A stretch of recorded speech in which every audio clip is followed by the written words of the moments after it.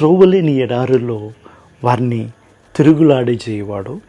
అట్టి దరిద్రుల బాధను పోగొట్టి వారిని లేవనెత్తును, వారి వంశమును మందవలె వృద్ధి చేసెను.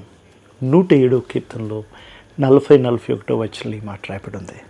దరిద్రుల బాధను పోగొట్టి లేవనెత్తును, వృద్ధి చేశాను. నిజంగా ఈరోజు మనందరము కూడా ఈ గొప్ప నిరీక్షణ కలిగి ఉండొచ్చు. ఎందుకంటే ఆయన మన కొరకు దరిద్రుడు ఆయన బైబిల్ సెలవిస్తుంది.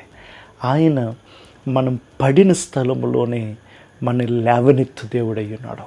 అందుకని ఆయన లేవనెత్తి వారిని వృద్ధి చేశాను అని బైబిల్ సెలవిస్తుంది. క్రీస్తుకు మాత్రమే సాధ్యం మన దరిద్రత నుంచి, మన శాపం నుంచి, మన పాపము నుంచి విడుదల చేయడం. అందుకే ఆయన మన రక్షకుడు, ఖచ్చితంగా లేవనెత్తి వృద్ధి చేయి దేవుడై ఉన్నాడు. ఆమేన్.